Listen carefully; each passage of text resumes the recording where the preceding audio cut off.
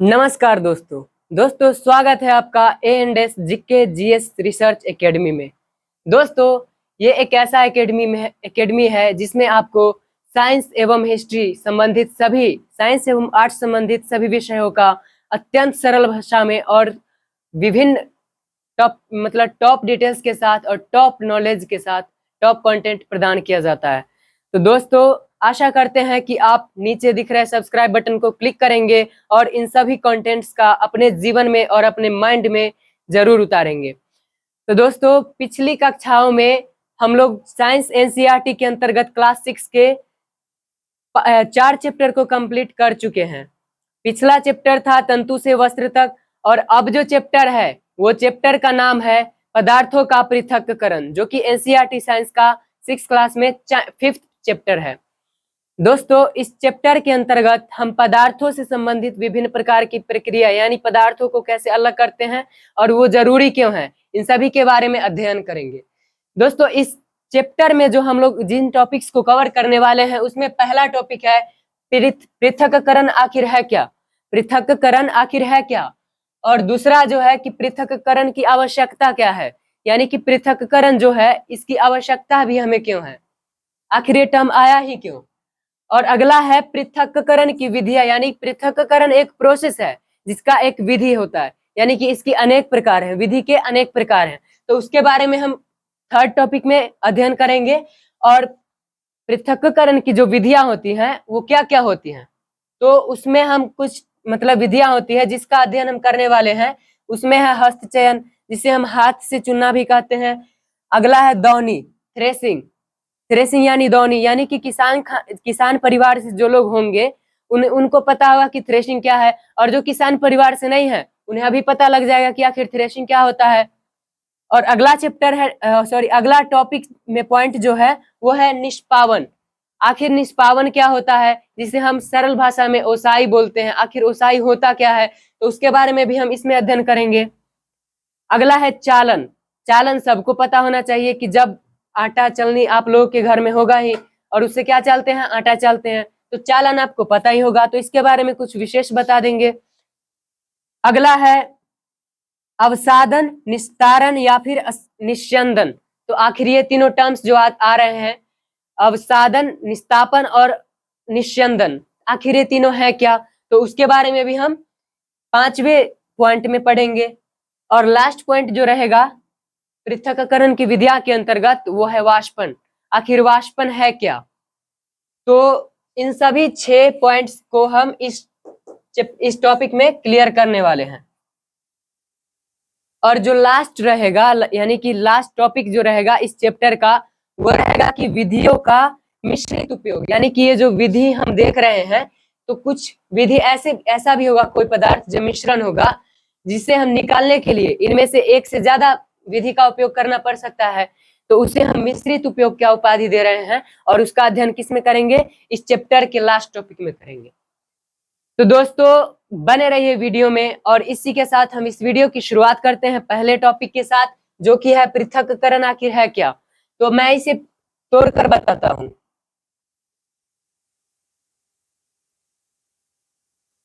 ये रहा पृथक्करण, ये बना हुआ है दो शब्दों से बना हुआ है, एक पृथक और एक करना। पृथक करना, पृथक का अर्थ क्या होता है, अलग होता है। तो आप इस पृथक्करण का उदाहरण इन दो टर्म्स के साथ समझ सकते हैं। पृथक्करण का अर्थ क्या होता है, पृथक्करण किन दो शब्दों से मिलकर बना हुआ है, पृथक करना से। पृथक का मतलब अलग, यानी कि वस्तुओं को अलग अलग करना, अलग अलग भागों में बांटना ही क्या कहलाता है, पृथक्करण कहलाता है। यानी कि अलग अलग करने की प्रक्रिया को क्या बोलते हैं, पृथक्करण। अब चाहे आप दाल हो गया और चावल लेते हैं, रोज खाते हैं, तो दाल को अलग कीजिए, चावल को अलग कीजिए, तो वो क्या होगा, अलग अलग किए आप, तो पृथक्करण हो गया। आप सड़क पे गाड़ी लगाए हुए हैं, गाड़ी को कोई हटाने बोल रहा है, सड़क को और गाड़ी को आप हटा रहे हैं वहां पे, तो क्या हुआ, पृथक्करण हुआ, अलग करना हुआ। आप फोन के कवर, आपका जो फोन होता है कवर जब गंदा हो जाता है तो कवर को निकालते हैं, अलग करते हैं और साफ करते हैं, तो वो जो निकालते हैं वो क्या हुआ, पृथक्करण हुआ। तो कुछ इसी प्रकार की प्रक्रिया को क्या कहते हैं, पृथक्करण कहते हैं। यानी कि दो वस्तुओं जब मिली हुई हो और उसे अलग करने की प्रक्रिया को क्या कहते हैं, हम पृथक्करण कहते हैं। सरल भाषा में समझिए, अलग अलग करने की प्रक्रिया क्या कहलाती है, पृथक्करण कहलाती है। तो पृथक्करण क्लियर है। अब जैसे कि यहाँ पे हम चावल और कंकर ले लिए हैं। आपकी मम्मी यानी कि जब खाना बना रही होंगी, कोई घर में जब खाना बनता है तो उसे पहले एक पात्र में लिया जाता है, यानी कि एक बर्तन में चावल या फिर दाल जो भी होता है कच्ची सामग्री खाना बनाने के लिए, उसे अलग एक पात्र में लिया जाता है। अलग पात्र में ले लिए, मान लिए चावल ले लेते हैं, तो उसमें कंकर अगर मौजूद होता है, कंकर पत्थर यदि छोटे छोटे मौजूद होते हैं, तो उसे क्या किया जाता है, या तो चुना जाता है या फिर फटका जाता है सूप की सहायता से, यानी कोई भी पात्र की सहायता से उसको अलग अलग किया जाता है। तो वो सब क्या है, वो सब पृथक्करण की ही प्रक्रिया है। तो पृथक्करण क्लियर है, अलग अलग करने की प्रक्रिया पृथक्करण। ओके, अब अगला जो टॉपिक है वो क्या है, पृथक्करण की आवश्यकता। आखिर पृथक्करण की आवश्यकता ही क्या है। तो दोस्तों जैसा मैंने अभी कहा था कि चावल और कंकर का मिश्रण है, तो क्या चावल निकलेगा और मतलब चावल को बिना पानी में भिगोए या फिर बिना उससे कंकर हटाए सीधे हम डाल देंगे खाना बनाने के लिए? नहीं, ऐसा नहीं करेंगे।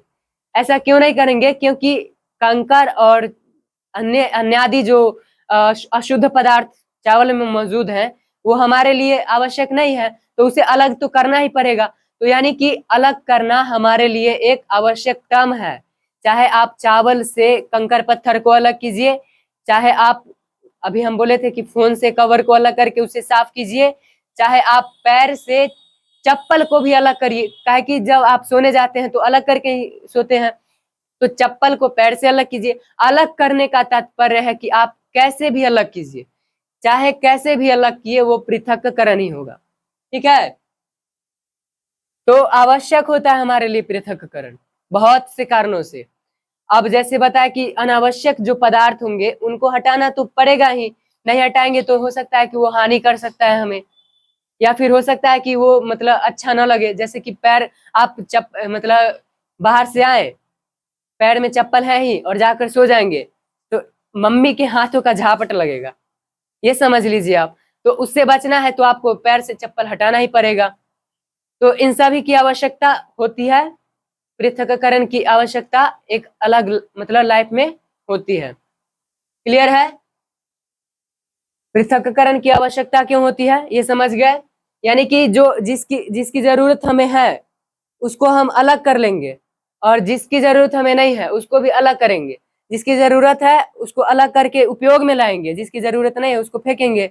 और दोनों अगर एक साथ में है तो उसको कैसे उपयोग में करेंगे, हम नहीं कर सकेंगे। यानी कि जब वो दोनों अशुद्ध पदार्थ और शुद्ध पदार्थ दोनों रहेगा तब तो वो व्यर्थ हो जाएगा ना, ना ही हम उसका उपयोग कर सकते हैं और ना ही हम उसे फेंक सकते हैं। तो इसके लिए पृथक्करण बहुत जरूरी है। अब जैसे समझ लीजिए कि यदि आप मक्खन आपको खाना है तो मक्खन निकालने के लिए भी तो पृथक्करण की आवश्यकता होती है। मंथन के द्वारा मक्खन बनाया जाता है, तो उस सब के लिए क्या जरूरी है, पृथक्करण। यानी कि विभिन्न प्रकार की चीजों को प्राप्त करने के लिए हमें पृथक्करण की आवश्यकता होती है, इसलिए पृथक्करण हमारे लिए आवश्यक टर्म है। तो क्लियर है। अब अगला जो टॉपिक है वो क्या है, पृथक्करण की विधियां। अब हम समझ गए कि पृथक्करण क्या होता है, पृथक्करण जरूरी क्यों है वो भी समझ गए। जरूरी चीजों को अलग करने के लिए, अलग अलग करने के लिए हमें पृथक्करण की आवश्यकता होती है, ये हम समझ गए। अब ये समझेंगे कि पृथक्करण आखिर करेंगे कैसे, इसके प्रोसेस क्या है, इसकी विधि क्या है। तो पृथक्करण की अनेक विधियां होती हैं, लेकिन हम कुछ चुनिंदा विधियों का जिसका रोजमर्रा की जिंदगी में उपयोग होता है उसको हम यहाँ पे चर्चा करेंगे। तो इस टॉपिक का पहला पॉइंट है हस्तचयन। हस्तचयन का मतलब क्या हुआ, हाथ से चुनना, यानी कि वह प्रक्रिया जिसमें वस्तुओं को अलग अलग किया जाता है, लेकिन किस विधि से, हाथ से चुनकर। जैसे उदाहरण के लिए हम ले ले कि आपके सामने अगर बहुत सारा पैसा आ गया, ठीक है, बहुत सारा पैसा आ गया जिसमें मतलब सिक्का है, ठीक है, सिक्का, और उसमें मिट्टी वगैरह बहुत सारा होगा, मिट्टी और कंकर पत्थर भी होगा। पत्थर होगा, मान लीजिए पत्थर और सिक्कों का मिक्सचर होगा एक बैग में, तो आप क्या करेंगे कि पत्थर को चुन चुन के, हाथ से चुन चुन के और हटाएंगे, अलग करेंगे, और सिक्कों को अलग करेंगे। क्यों? क्योंकि सिक्का हमारे लिए लाभकारी है और पत्थर उस समय हमारे लिए लाभकारी नहीं है। तो क्या करेंगे कि हाथ से पत्थर को एक साइड कर देंगे, हटाकर अलग कर देंगे, और सिक्का को मतलब हटाकर हाथ से अलग अलग कर देंगे। तो ये क्या हुआ? हस्तचयन हुआ। या फिर जब खाना बनाते हैं तो एक पात्र में कोई भी खाना बनाने यानी कच्ची सामग्री को लेकर, चाहे वो गेहूं हो, चावल हो या फिर कुछ भी हो, उसे लेकर के और उसमें जो कंकर पत्थर होता है उसे हाथ से भी चुना जाता है। तो ये क्या प्रक्रिया हुई? इसे ही हस्तचयन यानी हाथ से चुनने की प्रक्रिया कहते हैं। ठीक है, तो क्लियर है। जैसे कि यहाँ पर पिक्चर भी बनाए हुए हैं, चावल और कंकर का मिश्रण है। ये जो बैंगनी कलर का आपको दिख रहा है ये क्या है? ये कंकर है। और ये क्या है जो मतलब और थोड़ा हल्का पीच कलर का दिखाई दे रहा है वो क्या है? चावल है। इसमें मिला हुआ है, तो इससे हाथ बराबर यदि दिख रहा होगा तो हाथ से चुन के भी तो अलग कर सकते हैं। तो ये क्या होगा? हाथ से चुनना यानी हस्त चयन प्रक्रिया होगी। ठीक है, अब अगला है किसानों से जुड़ा हुआ। मेनली यदि बात की जाए, मेन रूप से किन से जुड़ा हुआ है? किसान से। थ्रेशिंग, दौनी। आखिर दौनी क्या होता है? कि जब गेहूं आप काट लिए, इसका गट्ठर बना दिए, यानी कि गेहूं हो गया, ये गेहूं हो गया और इसका गठरी बनाया हुआ है यानी कि बोझा बनाया हुआ है। और उसमें गेहूं में क्या क्या है?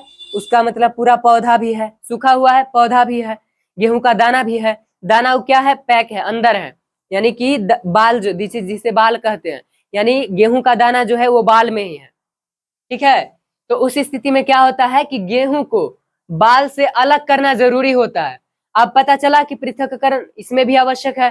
तो जब गेहूं से बाल को अलग करते हैं तो उस प्रक्रिया को क्या कहते हैं?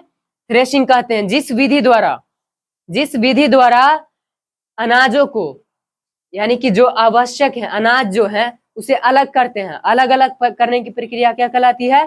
थ्रेशिंग कहलाती है, दौनी कहलाती है। जो किसान परिवार से संबंधित लोग होंगे उनको दौनी के बारे में अच्छे से पता होगा। जब गेहूं कटनी का समय आता है और उसके बाद जो दौनी होता है उसमें दिन रात खेतों में रुकना पड़ जाता है। तो दौनी किसान परिवार के लोग अच्छे से जानते हैं, और जो किसान परिवार के नहीं है उनके लिए भी ये मतलब बोल दिए कि जब गेहूं की गठरी यानी कि बोझा जो होता है उससे गेहूं अलग करने की प्रक्रिया क्या कहलाई, या फिर धान अलग करने की प्रक्रिया क्या कहलाता है? दौनी कहलाता है। ठीक है, तो दौनी क्लियर है। इसमें मतलब क्या क्या निकलता है, क्या क्या अलग अलग होता है? भूसा अलग होता है, गेहूं अलग होता है, और गेहूं से भी यदि चोकर बनाया जाए तो चोकर अलग होता है। यानी कि एक ही गठरी से ये तीनों चीज बना कि नहीं बना, तो इसे क्या बोलेंगे? पृथक्करण की दौनी प्रक्रिया या फिर थ्रेशिंग प्रक्रिया बोलेंगे। ठीक है, तो थ्रेशिंग क्लियर है। अगला है ओसाई। आखिर ओसाई क्या होता है? ओसाई, और इसको क्या बोलते हैं? ओसाई को निष्पावन भी बोलते हैं। ओसाई क्या होता है कि जब एक भारी वस्तु रहेगा, एक भारी मतलब पदार्थ होगा, दो पदार्थ जब मिले होंगे तो एक भारी होगा और एक इतना हल्का होगा कि उसे हवा में उड़ाया जा सकता है। जैसे यदि क्या कहते हैं? फोम है, ठीक है, बहुत सारा फोम है, और फोम के छोटे छोटे टुकड़े यदि गेहूं में मिल जाए या फिर किसी भी ऐसे पदार्थ में मिल जाए जो फोम से भारी हो, तो फोम से भारी ही होगा अधिकतर पदार्थ। तो यदि गेहूं मिल जाए फोम में तो उसको अलग अलग किस प्रकार किया जा सकता है? आप उसको लेंगे और किसी फैन के नीचे या फिर हवा जहां चल रहा है, यदि बहुत हवा चल रहा है तो हवा के नीचे रख देंगे, या फिर पंखा चला के और उसके नीचे रख देंगे। जैसा कि यहाँ दर्शाया गया है, एक पात्र लिया गया है, उसमें क्या है कि धान रखा हुआ है। धान में क्या क्या होता है? खरपतवार होता है, यानी कि हल्की हल्की चीजें होती हैं जो हवा में उड़ सकता है, तो वो होता है। और जब उसे ऐसे ऐसे करके ऐसे रखा जाता है, जैसे हम उदाहरण के लिए इसको ले लिए, मान लिए पात्र है, ठीक है, ये पात्र है और इसमें क्या है? गेहूं भरा हुआ है और इसमें खरपतवार भी है। तो ऐसे करेंगे और जब हवा चल रही है यहाँ पे तो ऐसे ऐसे अपने ऐसे हल्का भी हिलाएंगे ना, तो जो हल्का पदार्थ फोम वगैरह जो होगा या फिर ये खरपतवार हो गया, ये अपने आप हवा के प्रभाव से क्या होगा? अलग अलग हो जाएगा। तो अलग अलग होने की इस प्रक्रिया को क्या बोलेंगे? निष्पावन या फिर ओसाई बोलेंगे।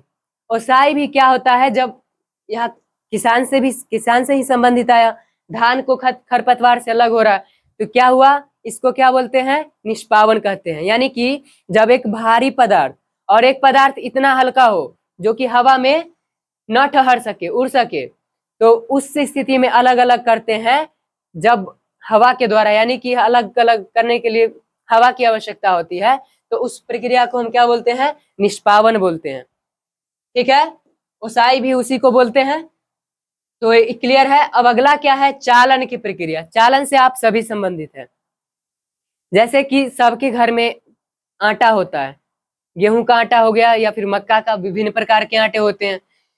तो चलनी से आटा को चला जाता है, तो जो पदार्थ मोटा मोटा होता है, यानी कि जो मोटा मोटा होता है वो क्या होता है? चलनी के जो चालना होता है, यानी कि जो नेट आकार का, नेट जैसा जो होता है चालना, उससे क्या होता है कि जो महीन पदार्थ होते हैं वो नीचे गिर जाते हैं, यानी आटा नीचे गिर जाता है, और जो चोकर होता है, जो मोटा मोटा पदार्थ हुआ, वो उसी चालने के ऊपर रह जाएगा। यानी कि जो मोटा मोटा पदार्थ होगा वो ऊपर ही रह जाएगा और जो आटा होगा महीन महीन वो नीचे गिर जाएगा। तो इसको क्या बोलेंगे? चालन की प्रक्रिया। चालन की प्रक्रिया हो गई। या फिर जब घर बनता है तो बालू जो होता है, रेत जो चालते हैं, तो उसमें क्या होता है? बालू में यानी रेत में कुछ गिट्टी यानी कि पत्थर वगैरह भी होते हैं, मोटे मोटे पदार्थ भी आ जाते हैं जो घर बनाने के लिए अवांछित हो जाते हैं, यानी कि वो उसकी जरूरत हमें नहीं होती है। तो उसे एक बड़ा सा क्या होता है? चालना होता है। बड़ा सा एक क्या होता है? नेट जाली जैसा चालना होता है, जिस पर से रखा जाता है रेत को, और ऐसे ऐसे करके मतलब थोड़ा हिलाते हैं ना, तो वो अपने आप नीचे गिर जाता है। जो महीन बालू होता है वो नीचे गिर जाता है, और जो पत्थर इत्यादि अवांछित पदार्थ वगैरह होते हैं वो उसी जाली में रह के और नीचे गिर जाते हैं, यानी अलग हो जाते हैं। तो पृथक्करण की इस विधि को क्या बोलेंगे? चालन बोलेंगे। इसमें क्या होगा कि एक पदार्थ महीन होगा जिससे जिसे मतलब जाली के द्वारा, यानी जिस जाली से हम चाल रहे हैं उस जाली से नीचे जा सकता है, और एक पदार्थ मोटा होगा, मतलब जिस महीन नहीं होगा वो क्या होगा? मोटा होगा। यानी एक पदार्थ मोटा मोटा होगा, यानी थोड़ा बड़ा होगा, और एक महीन होगा। क्लियर है? तो उस प्रक्रिया को क्या बोलेंगे? चालन बोलेंगे। अगला प्रक्रिया है अवसादन, निस्तापन और निस्यंदन। तो आखिर अवसादन, निस्तापन और निस्यंदन क्या होता है? जैसे मान लेते हैं कि चीनी और पत्थर को मिला दिए, तो पत्थर और चीनी को क्या करेंगे? अलग अलग करना है। तो किस प्रकार करेंगे? क्या गिट्टी को अलग करेंगे तो हाथ से चुनकर करेंगे? बहुत सारा यदि आपको दे दिया जाए तो हाथ से चुनकर करेंगे? नहीं, ऐसा नहीं करेंगे। जब गिट्टी का या फिर मान लेते हैं बालू का ही मान के चलते हैं, रेत का और चीनी का मिश्रण है, ठीक है, और जब दोनों का मिश्रण है तो उसे अलग किस प्रकार किया जा सकता है? जब उसे पानी में मिला देंगे, हम पानी में रखेंगे, तो क्या होगा कि चीनी जो है वो स्वतः घुल जाएगा। तो चीनी तो घुल गया, अब रेत जो नीचे बैठ जाता है, यानी कि बर्तन की सतह पर रेत जो बैठ जाता है, जैसे कि इस पात्र में हम क्या क्या रखें? ये बालू रख दिए, ठीक है, और इसमें चीनी भी है, तो ये नीचे जो बैठ जाएगा, ये क्या नीचे क्या बैठ जाएगा? जो रेत होगा वो नीचे बैठ जाएगा। मान लिया इतना रेत बैठ गया, और चीनी क्या होगा? पानी में घुल जाएगा। तो ये जो रेत नीचे पेंदी पे बैठा, इस बर्तन के पेंदी के नीचे बैठ गया, तो नीचे बैठने की इस प्रक्रिया को क्या बोलेंगे?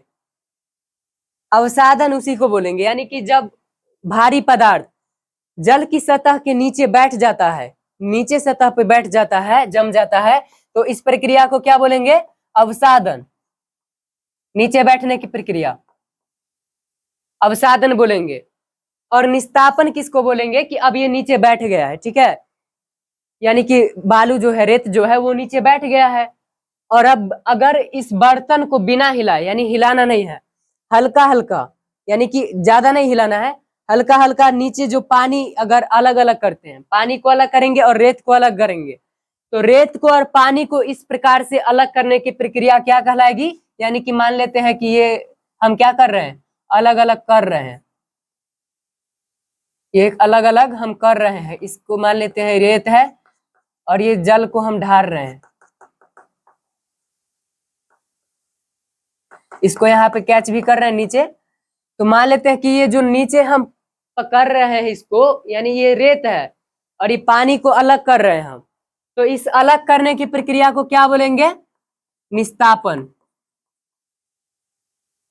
इस अलग करने की क्रिया को क्या बोलेंगे? निस्तारण बोलेंगे। निस्तारण, निस्तापन, मुझे क्लास 12 का एक टर्म याद आ गया। तो इसको क्या बोलेंगे? निस्तारण बोलेंगे, ठीक है। यानी कि नीचे यदि तली में बैठा तो क्या होगा? अवसादन होगा। और जब बिना हिलाए उस पात्र को, पानी को अलग करेंगे तो उसको क्या बोलेंगे? निस्तारण बोलेंगे। और अब समझिए कि निस्यंदन क्या है। इसको मतलब इस विधि से तो अलग किया जा ही सकता है कि मतलब रेत है तो इसको नीचे बैठा ही रहेगा रेत, और पानी को निकालना चाहे तो हल्का ऐसे करके निकाल सकते हैं, तो ये निस्तारण होगा। और इसको एक और विधि है जिसके द्वारा अलग अलग किया जा सकता है। यदि यहाँ पे छन्ना लगा दिया जाए, छन्ना, छन्नक जो होता है फिल्टर पेपर, यदि यहाँ पे लगा दिया जाए, यदि यहाँ पे छन्ना लगा दिया जाए तो क्या होगा? पूरा भी यदि डालेंगे तो ये जो रेत का कण होगा ये इसमें रह जाएगा और पानी नीचे आ जाएगा। तो इस छनने की प्रक्रिया को क्या बोलेंगे? यानी कि रेत जो छन के अलग हुआ, तो छन के अलग होने की प्रक्रिया क्या कहलाएगी? छन के अलग होने की प्रक्रिया कहलाएगी निस्यंदन। इसको एक बार और रिपीट हम कर रहे हैं, ठीक है। अवसादन क्या हुआ कि जब हम रेत का और चीनी के मिश्रण को एक ही पानी यानी जल से भरे पात्र में रखेंगे, बर्तन में रखेंगे, तो चीनी घुल जाएगा और रेत जो तली पर बैठेगा, तो तली पर बैठने की इस प्रक्रिया को अवसादन बोलेंगे। और रेत बैठा हुआ है और बिना इस पात्र को हिलाए पानी को अलग कर रहे हैं, तो उस प्रक्रिया को हम निस्तारण बोलेंगे। और जब हम निस्तारण विधि द्वारा नहीं कर रहे हैं, जब इसमें छन्नक लगा के और पूरा पात्र उड़ेल दिए, तो क्या होगा कि रेत इस छन्नक में रुक जाएगा। तो छन्नक द्वारा रेत अलग करने की इस प्रक्रिया को क्या बोलेंगे? निस्यंदन बोलेंगे। तो निस्यंदन क्या हुआ? छन्नक से अलग करना। निस्तारण क्या हुआ? बिना हिलाए, यानी पात्र को बिना हिलाए अलग करना। और ये क्या हुआ? यानी कि अवसादन क्या हुआ? तली के नीचे बैठ जाना। तली के नीचे रेत का बैठ जाना, जो रेत जो नीचे बैठ जाता है वो क्या हुआ? अवसादन हुआ। क्लियर है? अब अगला है अवसादन, निस्तारण और निस्यंदन, ये क्लियर है। अब अगला है लास्ट जो विधि हम बात कर रहे हैं जिसकी, वो है वाष्पन। तो दोस्तों आपको मतलब वाष्पन का उपयोग, मतलब प्रयोग, एक अनुप्रयोग बता रहे हैं जो आप घर पे कीजिएगा, इससे आप वाष्पन को आसानी से समझ सकते हैं। जैसे एक क्या कहते हैं कि कटोरा लीजिए, कटोरा या फिर जिसको थाली बोलते हैं, थाली भी ले सकते हैं, उसमें पानी रखिए। और अभी गर्मी का सीजन चल ही रहा है, तो आप लोग उस पात्र को छत पे या फिर आंगन या फिर क्या कहते आंगन में रख दीजिए, धूप में रख दीजिए, यानी कि सिंपल बात में धूप में रखिए। क्या होगा? कुछ समय बाद पानी जो होगा उसमें से अधिकतर भाग खाली हो जाएगा, या फिर यदि कम पानी आप रखे हैं तो वो ऊपर उड़ जाएगा, यानी कि पूरा समाप्त हो चुका होगा। तो जिस विधि द्वारा मतलब वो पानी ऊपर गया है वो वाष्पन हुआ, यानी कि वाष्पन हुआ वो। अब वाष्पन का अनुप्रयोग तो आप नहीं समझे, वाष्पन होता क्या है पहले ये समझ लीजिए। जब हम रेत मतलब कोई भी पानी होता है या फिर द्रव होता है, उसमें एक टेंडेंसी होता है कि वो यदि आप उसे खुले में रख दे या फिर कहीं भी रख दे, तो वो उसमें से हल्का हल्का मात्रा में गैस ये अवस्था हो के मतलब गैस जैसे बन के वाष्प बन के ऊपर उड़ जाता है। तो इस प्रक्रिया को क्या कहते हैं? वाष्पन कहते हैं। यानी द्रव के वाष्प बनकर और वातावरण में मिल जाने की प्रक्रिया क्या कहलाती है? वाष्पन कहलाती है। इसका प्रयोग क्या होगा कि जैसे नमक और पानी के घोल हो गया, ठीक है, तो दोनों तो मिल गया, अब इसको अलग अलग कैसे करेंगे दोनों को? तो जब हम दोनों के घोल में क्या करेंगे कि वाष्पन करेंगे, तो पानी होगा वो ऊपर उड़ जाएगा और जो नमक होगा वो तली के नीचे बैठ जाएगा। यानी कि नमक क्या होगा? सतह तली मतलब जो पात्र होगा उसके तल पर बैठ जाएगा। तो इस प्रकार क्या हुआ? पानी नमक अलग हो गया और जो वाष्प बनेगा उसको उसके ऊपर या आप यदि कोई मतलब प्लेट वगैरह रख देते हैं, तो वाष्प जैसे ऊपर होगा ना, तो मान लेते हैं यहाँ पे रख दिए, तो वाष्प जैसे यहाँ से बन बन के ऊपर जाएगा तो यहाँ क्या होगा, यहाँ पर अगर कोई पात्र है तो वो संघनित होकर फिर जल में ही बदल जाएगा, द्रव में ही बदल जाएगा। इस प्रक्रिया को संघनन बोलते हैं, जिसके बारे में विशेष रूप से हम क्लास 9th में चर्चा करेंगे, ठीक है। तो ऐसे करके क्या होगा कि पानी भी अलग हो गया और नमक भी अलग हो गया, तो वाष्पन का ही तो प्रयोग हुआ इसमें, तो एक उसको क्या बोलेंगे हम, वाष्पन की प्रक्रिया बोलेंगे। क्लियर है। तो वाष्पन की विभिन्न विधियों को हम क्लियर कर दिए, पृथक्करण क्या है ये सब क्लियर कर दिए। अब जो लास्ट बच्चा है ये क्या है, विधियों का मिश्रित उपयोग, यानी कि मान लेते हैं कि कुछ ऐसे पदार्थ होंगे जो एक विधि द्वारा अलग अलग ना हो, उसके लिए हमें इसमें से एक से अधिक विधि का उपयोग करना पड़ सके।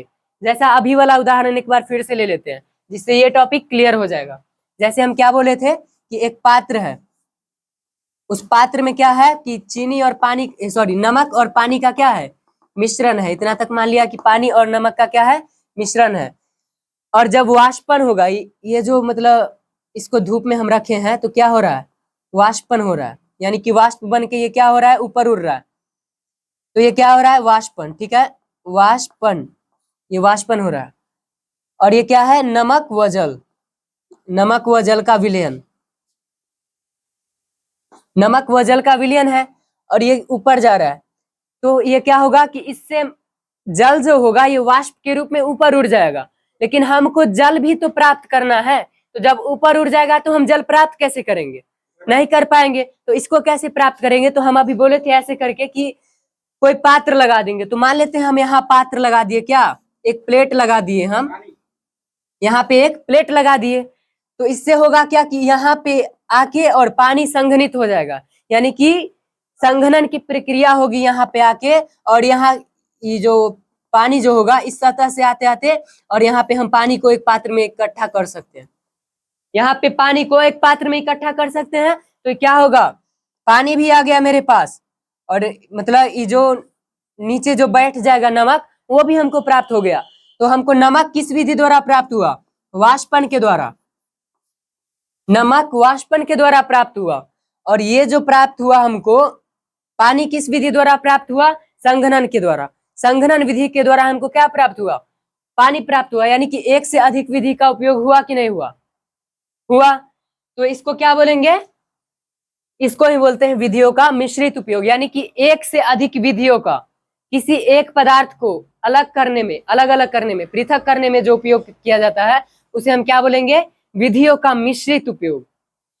दोस्तों अभी इस चैप्टर में हम लोगों ने पृथक्करण से शुरुआत की थी कि आखिर पृथक्करण होता क्या है, और उसके बाद देखे थे कि पृथक्करण की आवश्यकता क्यों होती है। दो पदार्थों को अलग अलग करने की प्रक्रिया क्या कहलाती है, पृथक्करण। और इसकी आवश्यकता क्यों होती है, क्योंकि किसी यूजफुल यानी कि लाभप्रद वस्तु को अलग करते हैं और किसी हानिकारक यानी जिसकी आवश्यकता हमें नहीं है, हानिकारक नहीं बोल सकते, यानी कि जो अवांछित चीजें हैं उसको भी अलग करते हैं। तो दोनों को अलग अलग जो करते हैं उसको क्या बोलेंगे, पृथक्करण। और अलग अलग करते हैं लाभप्रद के लिए, तो क्या होगा, आवश्यकता हो जाएगा। और इसकी कुछ विधियां होती हैं जिसके बारे में हम लोगों ने पढ़ा, यहाँ पे अध्ययन किया। और उसके बाद हम देखें कि विधियों का मिश्रित उपयोग भी होता है।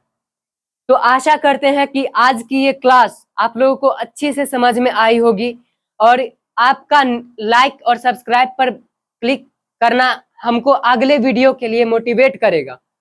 तो दोस्तों नीचे दिख रहे सब्सक्राइब बटन को क्लिक कीजिए। और आज के लिए इतना ही, आशा करते हैं कि आपको क्लास अच्छे से समझ में आई होगी। तब तक के लिए जय श्री राम।